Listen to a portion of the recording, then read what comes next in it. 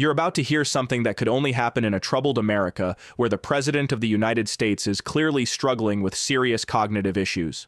Donald Trump started a bizarre feud with the Pope that left him spiraling out of control on Truth Social and lashing out at reporters who questioned his outrageous comments.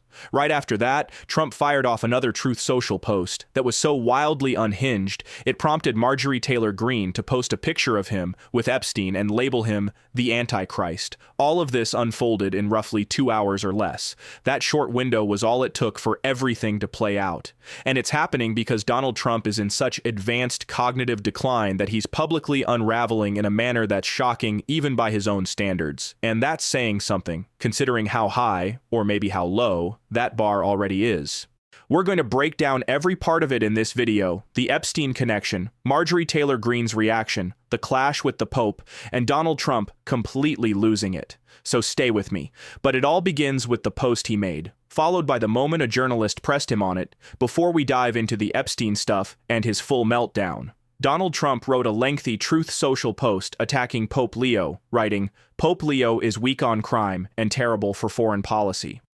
He talks about fear of the Trump administration, but doesn't mention the fear that the Catholic Church and all other Christian organizations had during COVID, when priests, ministers, and others were being arrested for holding church services, even when people were going outside and staying 10 or 20 feet apart. Trump doesn't mention that he was president during COVID. I like his brother Louis much more than I like him because Louis is all MAGA. He gets it, and Leo doesn't. I want a pope who thinks it's okay for Iran not to have nuclear weapons. I don't want a pope who thinks it's terrible that America attacked Venezuela, a country that was sending massive amounts of drugs into the United States, and even worse, emptying their prisons, including murderers, drug dealers, and killers, into our country. It continues to go on like this. So I'm just going to jump to the end when Donald Trump says that the Pope is weak on crime and weak on nuclear weapons. And that doesn't sit well with him. Also, that he met with an Obama sympathizer who Donald Trump calls a radical left loser. Trump finished it all off by saying Leo should get his act together as Pope. Use common sense, stop catering to the radical left, and focus on being a great Pope, not a politician.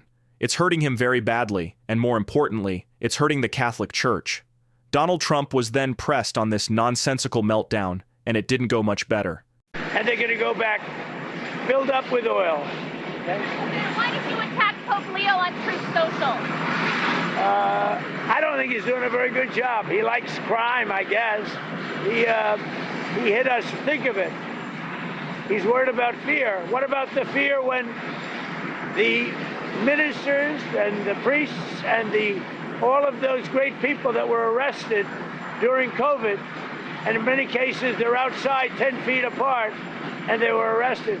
So Donald Trump is calling out the Pope, labeling him as some kind of aspiring politician who's gone radical, just because the Pope opposes Trump's plans to invade and assault sovereign countries, loot their resources, slaughter innocent civilians, destroy schools, bridges, infrastructure, power stations, and disrupt vital global shipping lanes. I'm not sure what to make of it.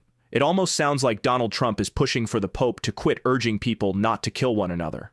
And on top of that, he seems to want the Pope to stop spreading the gospel, which feels pretty strange coming from someone addressing the actual Pope. But that wasn't the only wild statement Trump put out there. Still, this one lit the fuse. Trump was furious with the Pope, and in response, he fired off an even more bizarre post that's got everyone talking, including Marjorie Taylor Greene jumping in with her reaction. Donald Trump posted this photo of him as, I guess, Christ with a bunch of white guys around him. Aaron Rupar responded, "I'm not sure it has broken through to the general public that the president, a megalomaniac crazy person, hopefully posts like this. Help, like, what are we doing here?" Midas Touch responded to this nonsense as I did immediately as well, writing Epstein, because it looks like Donald Trump is blessing Epstein. This is clearly an AI, and I guess maybe Donald Trump fed into it that he wanted to bless Epstein. Kyle Kulinski of the popular YouTube show Secular Talk chimed in and said, "Jesus never bombed a girls' school." Again, kind of wild for Donald Trump to be acting like he's Christ when he's killing innocent children. Congresswoman Yasamin Ansari, who has called for the 25th Amendment, wrote on the post, "By mentally unstable." Ben Rhodes, a former Obama administration official and podcaster now, chimed in and said, "If you can't see we're in a 5-alarm fire, then I don't know what planet you're on." And Ben Rhodes is absolutely right. So everyone thought that this was pretty batshit crazy, and I agree, that was obviously Epstein in that post. Marjorie Taylor Greene was pretty disturbed by it, maybe even more so than anyone else because she ended up calling Donald Trump. Actually, let's just get into what she had to say about Trump. Marjorie Taylor Greene responded to this post sharing the photo, which is clearly, you know, like pretend Christ Trump with demons behind him and he's blessing a sick Jeffrey Epstein. Marjorie Taylor Greene wrote, "On Orthodox Easter, Donald Trump attacked the Pope because the Pope is rightly against Trump's war in Iran." And then he posted this picture of himself as if he is replacing Jesus. This comes after last week's post of his evil tirade on Easter and then threatening to kill an entire civilization. I completely denounce this, and I'm praying against it. In a follow-up post on Twitter, Marjorie Taylor Greene said that this was essentially next to the Antichrist. She used the word Antichrist. She said this was the Antichrist. And I'm right there with you. I mentioned this in a previous video when I discussed Donald Trump's assaults on the Pope. But the reality is, in roughly 2 hours, the President of the United States has become so unhinged and clearly in cognitive freefall that he shifts from hearing the Pope suggest maybe we shouldn't be killing people. And naturally, you know, Caroline Leavitt will twist this and claim the Pope doesn't support our troops. The troops don't support Donald Trump, do they? The troops aren't eager to go die for Israel. The troops are pushing back against Pete Hegseth and his so-called holy war that he's fake preaching about, claiming it's some divine calling for us to go murder schoolgirls in Iran. It's completely ridiculous. By the way, these are the very same folks who assured us we're liberating the people of Iran. Yet in the span of maybe 120 minutes at most, Donald Trump moves from reacting to the Pope's criticism to lashing out at the Pope, to being questioned about that attack and spiraling even harder, and then getting so furious over his own meltdown on the tarmac that he starts acting like he's Jesus Christ.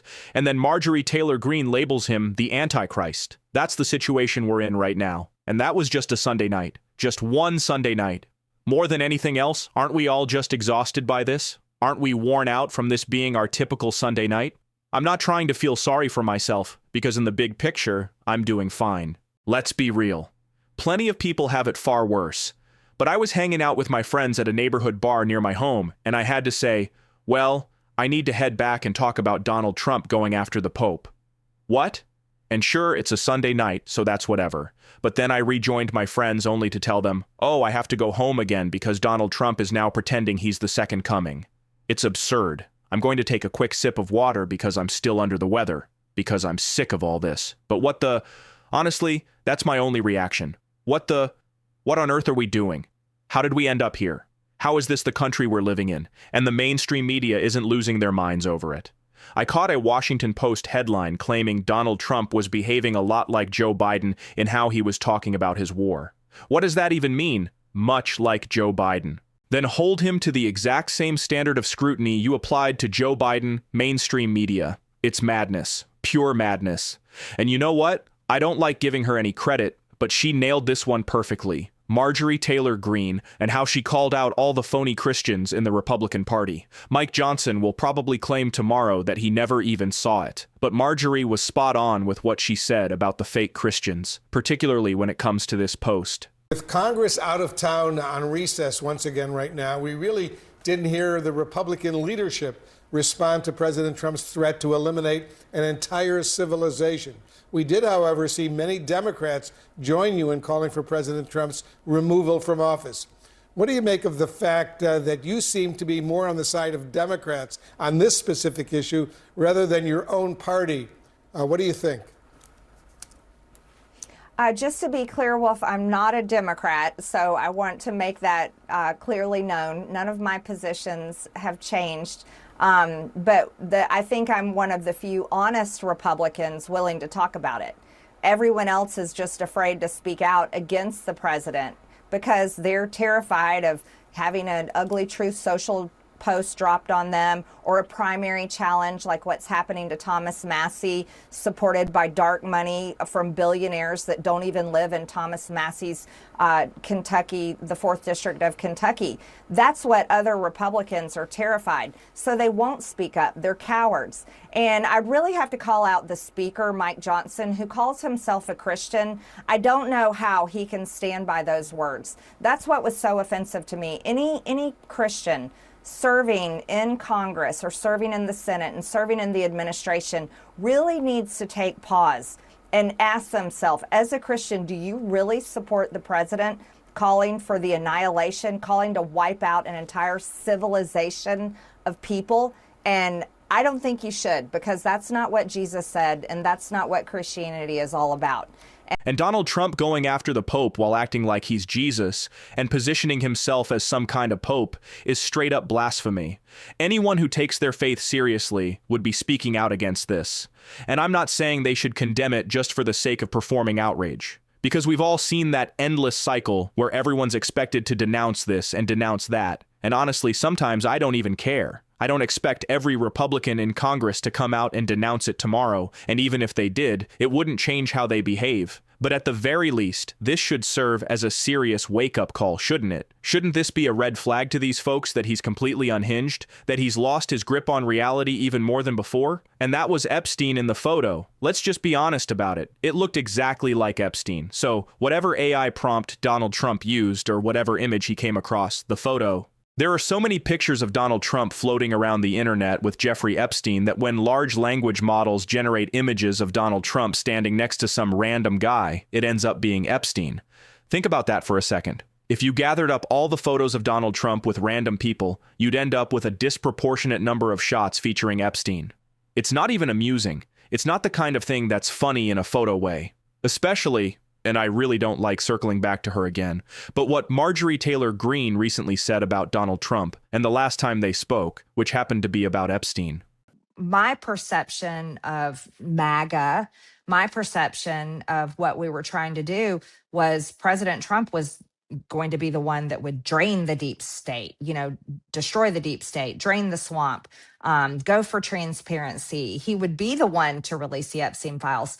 So when it came down to a phone call with him and he's telling me that it would hurt his friends, he said people that I know, then I was like, I'm sorry, I don't care. I literally don't care.